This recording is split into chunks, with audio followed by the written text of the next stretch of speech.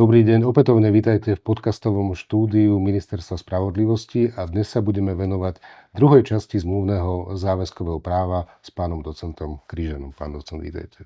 Ďakujem za pozvanie. Ďalšou kategóriou zmluv sú zmluvy o prenechaní vecí na užívanie. Čo prináša návrh občianskeho zákonníka v tejto oblasti? Právna úprava nájmu je v súčasnej dobe extrémne roztrieštená a upravená v osobitných právnych predpisoch v závislosti od predmetu toho nájmu. Považujem za potrebné zdôrazniť, že ani predložený návrh úplne neodstraňuje túto roztrieštenosť. Niektoré druhy nájmu je potrebné zachovať v osobitných právnych predpisoch. Čiže občiansky zákonník, ten návrh občianskeho zákonníka vychádza z toho, že okrem všeobecnej právnej úpravy nájmu sa zaraďujú alebo sa vytvárajú tri osobitné druhy nájmu. Predovšetkým je to nájom budovy a v rámci nájmu budovy bude nájom bytu a nájom priestoru určeného na podnikanie. Potom je to podnikateľský nájom hnutelnej veci, ktorý dnes poznáme. To sú všetky tie autopožičovne a požičovne lyží. A napokon je to nájom poľnohospodárskeho pozemku, lesného pozemku, čo je riešené odkazovou normou na osobitný právny predpis. Z hľadiska nejakého užívateľského, to je skôr možno taká len úsmevná zmena, dochádza k nahradeniu pojmu nájomca jazykovo korektným pojmom a napokon aj v praxi častejšie využívaným pojmom nájomník.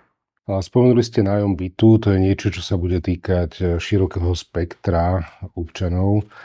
Čo prináša občiansky zákonník v tejto oblasti? Tá právna úprava teraz, pokiaľ viem, je roztrieštená, to znamená, máme tu právnu úpravu občianskeho zákonníka, máme tu zákon o krátkodobom prenájme bytu a tiež zákon o štátnej podpore nájomného bývania. Čo teda bude nové v tejto oblasti? V tejto oblasti dochádza pravdepodobne k najväčšej zmene. Súčasná právna úprava nájmu bytu v občianskom zákonníku je koncipovaná ako chránený nájom, ale je chránený do miery, kedy v zásade sa tá právna úprava stáva až nepoužiteľnou a dnes prevažná časť nájomných vzťahov spadá do kategórie krátkodobého nájmu bytu. Čiže s úmyslom sflexibilniť tú právnu úpravu v občianskom zákonníku sa odstraňujú tie inštitúty, ktoré dnes už vnímame ako relikt, ktorý dnes už nemá opodstatnenie. Napríklad inštitút bytových náhrad, ktoré sú nahradené inými mechanizmami v prípade, ak je nájom ukončovaný s osobitne zraniteľnými osobami. Sem možno napríklad zaradiť osoby, ktoré majú viac ako 70 rokov, osoby, ktoré trpia ťažším zdravotným postihnutím, alebo osamelé osoby, ktoré sa starajú o maloleté deti. V takomto prípade bude potrebné o výpovedi informovať obec, ktorá už následne aktivizuje nejaké sociálne opatrenia. Tu je potrebné zdôrazniť, že tie negatívne následky ťaživej životnej situácie, ktorej sa niektorí nájomcovia alebo nájomníci môžu ocitnúť, nesmú dopadať na prenajímateľa. Je to klasický súkromnoprávny vzťah, čiže on nemá teraz nahrádzať mechanizmy, ktoré možno, že obec alebo štát má zabezpečiť. Ďalšou takou zmenou v oblasti nájmu bytu je to, že ustanovenia o nájme bytu sa budú primerane vzťahovať aj na nájom iných priestorov, ktoré slúžia na bývanie. Smerujem tým samozrejme k nájmu rodinného domu. Neexistuje dôvod, pre ktorý by sme mali duplicitnú alebo samostatnú právnu úpravu nájmu rodinného bytu a nájmu bytu. V dôsledku tohto právna úprava krátkodobého nájmu bytu nebude ďalej potrebná a predpokladáme zrušenie tohto zákona. A predmetom dočasného prenechania do užívania nemusia byť iba hmotné veci, ale aj veci nehmotné, to znamená nejaké výsledky duševnej činnosti človeka. Pamätá nový občiansky zákonník aj na tieto prípady? Áno, pamätá. Aj v tomto prípade je to ukážkový príklad roztrieštenosti právnej úpravy.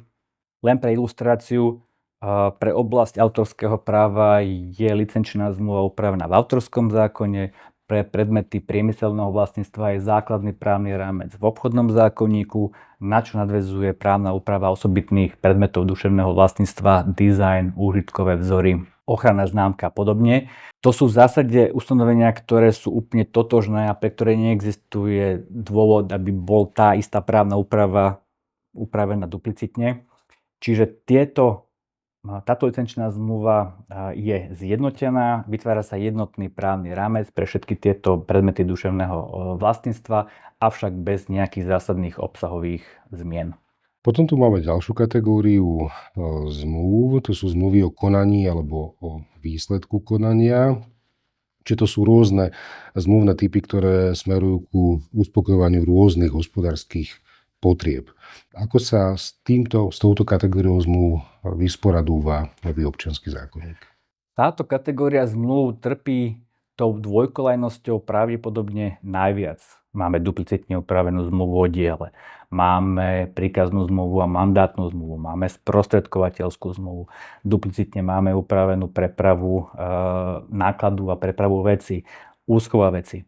Čiže v týchto prípadoch dochádza k zjednoteniu tej právnej úpravy, nadväzuje sa na obchodnoprávnu úpravu, vo veľkej miere sa nevytvárajú nové pravidlá, parciálne zmeny sa týkajú prepravy osôb, ale bez nejakých zásadných zmien. A v tom novom občianskom zákonníku sú aj zmluvné typy, ktoré dnes nie sú upravené ani v občianskom zákonníku, ani v obchodnom zákonníku. Hovorím o zmluve o poskytnutí zdravotnej starostlivosti, zmluve o spoločenstve či zmluve o franšíze. To znamená, že tieto zmluvy sú reflexiou tej praktickej aplikácie, tej objektívnej reality, ktorú tu máme? Presne tak.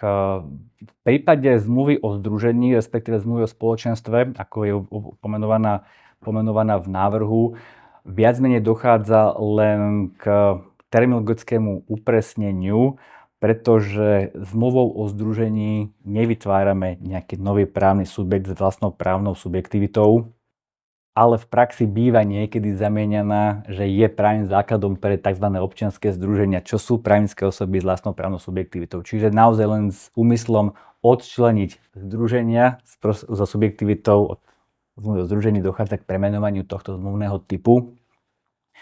Vo vzťahu k zmluve o poskytovaní zdravotnej starostlivosti tam potrebujem zdôrazniť to, že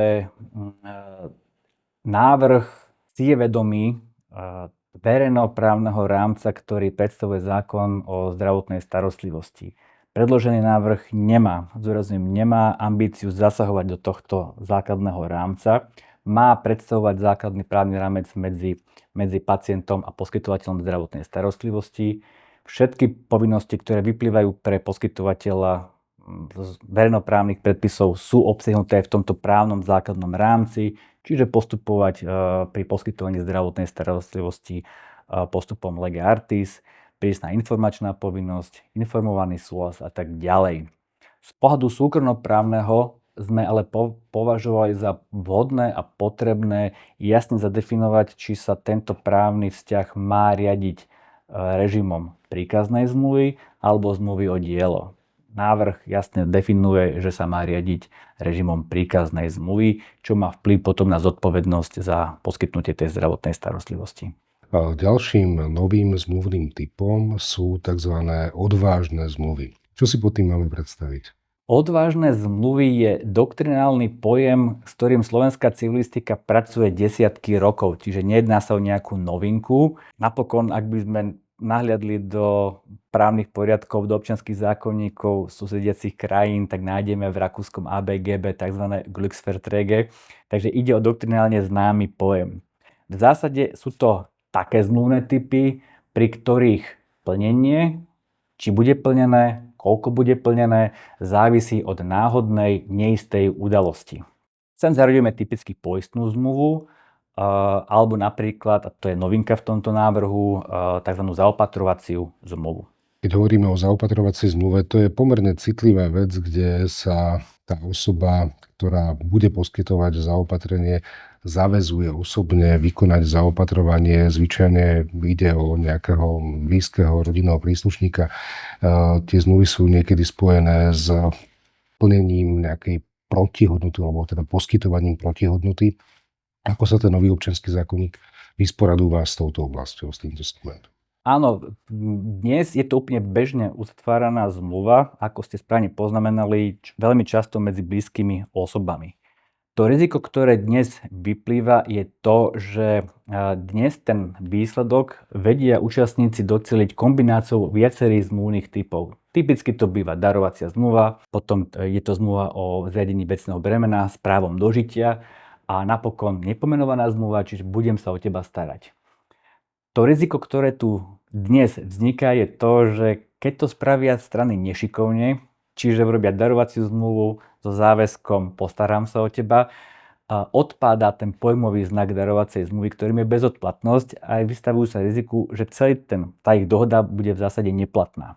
Čiže návrh vytvára predvídateľný právny rámec, súčasne keďže je tam potenciálne riziko zneužitia alebo nejakých špekulatívnych praktík, návrh vychádza z toho, že takúto zmluvu napríklad nemôže uzatvoriť zariadenie, ktoré poskytuje zdravotné alebo sociálne služby alebo pracovník takéhoto zariadenia. Taktiež ako takú istú formu poistky predstavuje návrh, že táto zmluva musí mať formu notárskej zápisnice s tým, že ak by malo dôjsť zo strany toho, kto má poskytovať to zabezpečenie alebo to zaopatrenie, ak by malo dôjsť k opakovanému porušovaniu právnych povinností, ten, v prospech koho sa to zaopatrenie dojednalo, bude mať právo od tejto zmluvy odstúpiť. A čo v prípade, pokiaľ tá povinná osoba fyzicky nie je spôsobila si plniť ten záväzok niekoho opatrovať, to znamená ochorie, alebo teda stane sa nejaká iná nepredvídateľná udalosť. Čo v takýchto prípadoch? V takýchto prípadoch bude môcť byť ten záväzok poskytovať tzv. Naturálne plnenie. Pod tým si treba predstaviť naozaj ten záväzok postarať sa osobne od toho druhého. Bude môcť byť nahradený poskytovaním peňažnej renty. Čiže to, čo nie som schopný zabezpečiť vlastnými silami, tak budem zabezpečovať prostredníctvom peňažnej renty, čiže nejakého peňažného plnenia, cez ktoré bude to zabezpečenie poskytnuté inak. Poslednou kategóriou, ktorej sa dnes budeme venovať, sú záväzky vznikajúce z jednostranného právneho úkonu. Došlo v tejto oblasti k nejakým zmenám? V zásade nie. Aj tu dochádza k tomu, že áno, časť tých záväzkov je upravená v obchodnom zákonníku, časť je upravená v občianskom zákonníku. Čiže dochádza len k zjednoteniu týchto dôvodov vzniku záväzku. Tým, že z tých predbežných komunikácií vyplýva, že asi bude nejakým drobným zmenám vo vzťahu k sľubu odškodnenia, ale bez nejakých zásadných zmien. To bolo zmluvné záväzkové právo s pánom docentom Kryžanom. Pán docent, ďakujem a teším sa na budúce. Ja ďakujem za pozvanie. Dovidenia.